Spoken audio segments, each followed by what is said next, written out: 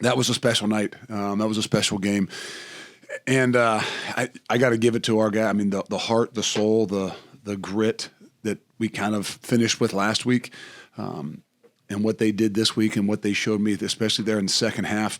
I don't want to say it, but I don't know that I had seen all of that. And we saw it last week at the end, but I just mean that the ability to sustain some things, because at the end of the year, we all know there's nicks and bruises. There's guys that are hurt. There's plenty of guys that I said there's no way they would have played today, and they did. But that's not what gets you at the end of the year if you watch games. It's the emotions. It's the true energy that you got to go out there and play with when something happens, when they score or you get down or whatever it is. That doesn't happen in the summer. That doesn't happen from Coach Collins and running the stadium. That doesn't happen from lifting weights. That happens over time. That happens with a brotherhood that cares about each other, because at the end of the year, when things aren't going exactly the way you expected them to, boy, those emotions really drain you. And I know they did me. I mean, this was a stretch for me that has been as tough as anything. But to see those guys with the passion and energy, I knew it was a rivalry game, but still, there's something that had to dig deeper. And there's obviously a lot of guys in there we could talk about, but I think just one that's new like me and a Tanner Mordecai to show what not just this rivalry, but what this team meant to him, along with a lot of others, Braylon Allen and Will Pauling, who never should have played but did. That shows me, that shows a lot of us that there's something that's far greater than just, the conditioning and the toughness and things. It's something deeper that really, gives you a chance to be successful, especially at the end of the year like these guys have been. Questions? Yes, you go ahead. Luke, you alluded to this. You talked about this game before, but going through it for the first time and seeing the emotion on the players, you get a better sense of the importance of this and what it means during a season, even if the season hasn't gone through. I do. And I told you, I'm a traditionalist. I embrace the traditions when I walked in the door. You can say you don't know them, but I mean, Tanner Mordecai doesn't know him. Jace Maitre doesn't know him. That's why it took, the Tanner Bordolinis and the Braylon Allen, the guys that grew up around it, the guys that, have lived it for whether it's 3, 4. CJ Getz has lived it for the 6th year in a row now. To see not just how they prepared, but the energy that they played with, and then I'll say this: the celebration, the relief, the joy afterwards, holding that axe. I thought I knew it and I thought I respected it, but I do a far greater, a hell of a lot more now. Jeff, Luke, a couple of your offensive linemen after the Nebraska game said they were damn pleased. You guys went for that 4th down in that sequence and then punched it in on the ground. You think that carried over? Because they said that they really were excited about that.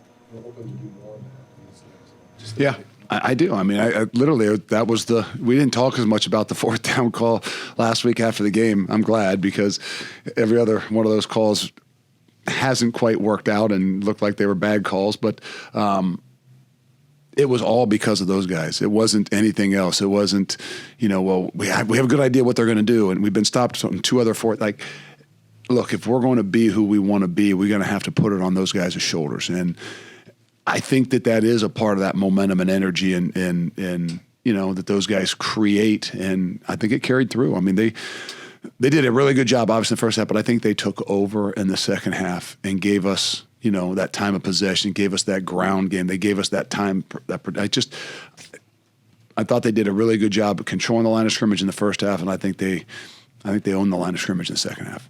Jim, then Cole, you talked about a brotherhood before. It was only 2 weeks ago, probably 2 months ago. It was only 2 weeks ago where you had guys questioning who was on board. No, I don't think they ever questioned who was on board. I think they questioned the toughness. Maybe some of those guys said the heart. I mean, that's the difference, right? I mean, there's a difference to say who's on board. There's a difference when all of a sudden you get punched in the mouth and things are down, to see what else you're made of. And I think that since I've been here, there's never been a question of what kind of locker room you got and how those guys care about each other. But I think at some point in time, like brothers, like I got twins at home, and they're gonna fight, and they're gonna put each other's head to a wall every now and then, and then they're going to love each other when they get done. And sometimes in a locker room, you've got to keep and hold guys accountable and be honest with them. And I think that in my mind maybe was a step to say, okay, someone is speaking out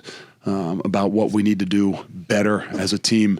And at some point in time, like I do it in team, you address it, you call people out, and you make sure that we recognize the things we got to do to move forward. But you can do that because there is such a brotherhood and such a connection in that locker room that those guys truly, deeply care about each other. Cool. Can you quantify the energy that Braylon gives you when he gets rolling and what that does to the team as a whole? I don't know that we've had it for the last few weeks. To be honest with you, I haven't felt it since Purdue. And I know that was when Ches went down too.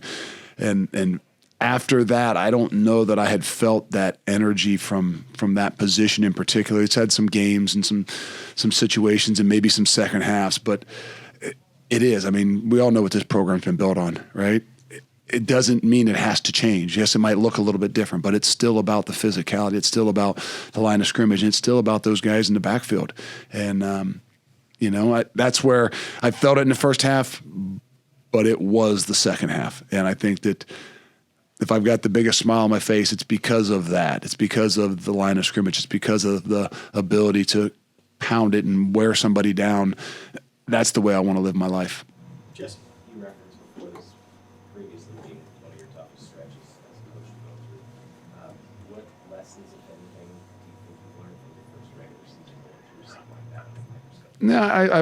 Just off the top of my head, you're always learning. You as soon as you think you got an idea of what something is, there's things that continue to change and adjust. And so I guess for me is don't over analyze some of those things. I mean, until you actually play games, until you actually get in the fire, you don't learn everything about each other. And that's from me, them with me, I'm sure, me with them, us as coaches in the first, time we've been through this in the fires together.